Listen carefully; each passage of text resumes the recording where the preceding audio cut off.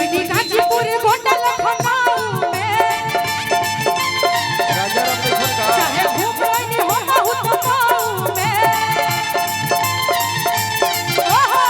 कोनो मरद नहीं मिला और क्या मैं चाहूंगी आप सभी बोलिए का कि लिखल इतिहास में बा कि लिखल इतिहास में बा सब सिलसिला पर खंड होया जिला बाबू कि पर खंड होया जिला बाबू वाले से हिला जेठ के दोपहरी खावे आइए बाबू जेठ के दोपहरी खावे चोरा ना जामिन हो कोरा ले लो जेठ के दोपहरी खावे चोरा ना जामिन हो कोरा ले लो खाया बही कहानी को बसी हो कोरा ले लो खाया बही कहानी को बसी हो कोरा ले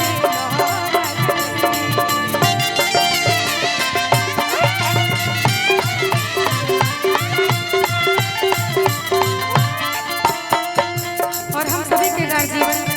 रमेश बाबा की तरफ से पुरस्कार है और आपकी शादी हो गई है सर हो गई है का मन बा मैं रमेश सर के लिए दो ही बात कहना चाहूंगी सुनिएगा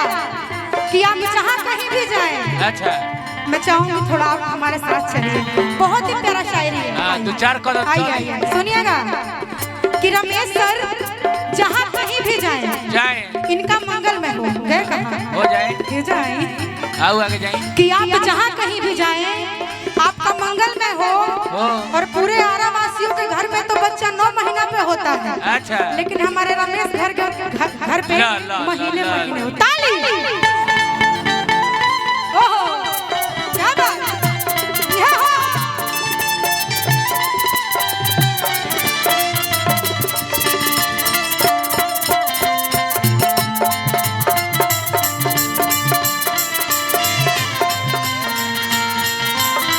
वो है भैया यही को बड़ मोहन के का राजा तुम्हें जाजी कर लो ऐसा भेजवा के सोझा ना बाजी कर लो बड़ मोहन के का राजा तुम्हें जाजी कर लो ऐसा भेजवा के सोझा ना बाजी कर लो हो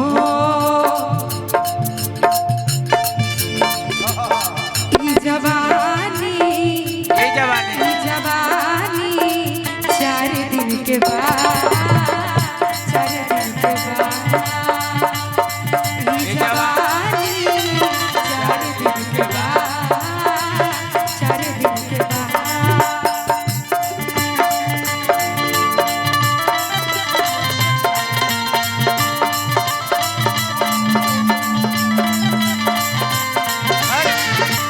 और इसी में बहुत ही प्यारा भाव है क्या कि गवना करा के तू तो वहिला बहारा बने पिया हेलो भाई माइक बनाओ यार माइक थोड़ी आउट फिर हेलो पहले गाते गाते भैया आवाज एकदम स्लो हो जा पहले साउंड का आवाज नहीं हो रहा है। चाहिए बैठ गए हेलो मॉनिटर हेलो। का आवाज बच गया है हेलो हेलो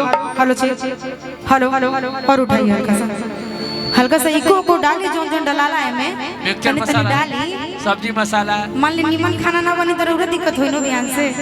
मिक्सचर मसाला सब्जी मसाला एमडीएच मसाला ठीक बात गरम के मसाला हेलो और आई कहना है क्या क्या की गवना अरे करा के तू तो हाय हाय हाय हाय हाय हाय हाय पानी की गईला बहारा पिया ए पिया और मैं चाहूंगी आप सब पूरा झूम करके नाचें ठीक है का कि गवना करा के तू तो गईला बहारा पिया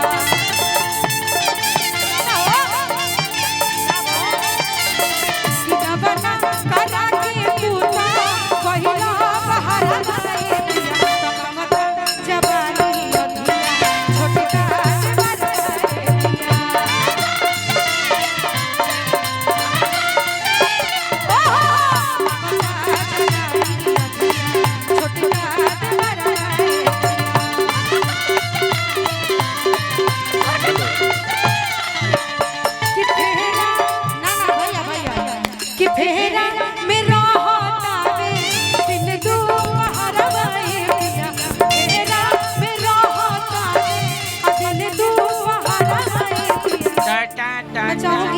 मेरा बहुत ही पसंदीदा है। कौन सा? आप लोग वो करिए,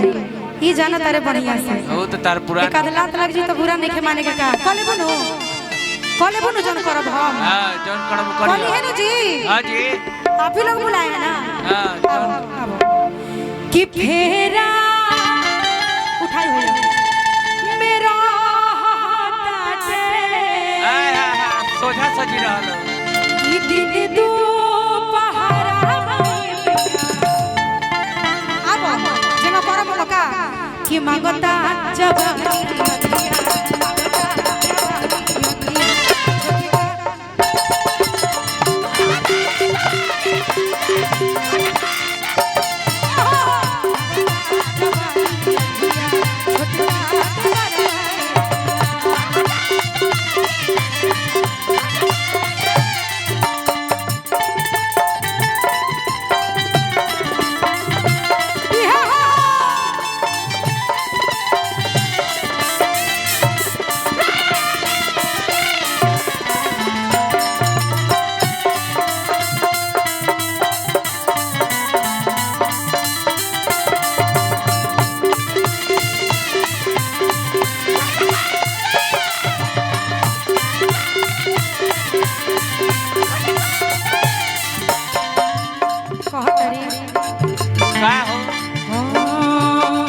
जब कहिलो तू सैया रात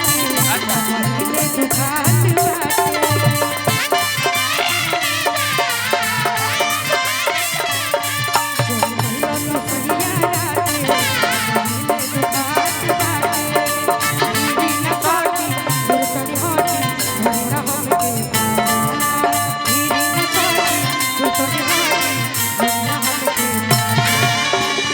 और क्या दरदिया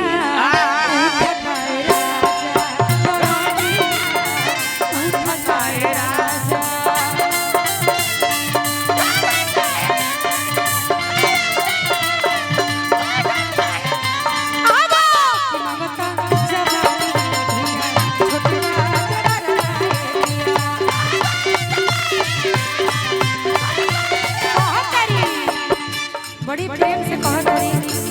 रमेश सर के तरफ से पुरस्कार है। श्रद्धा की जय जयकार कहत।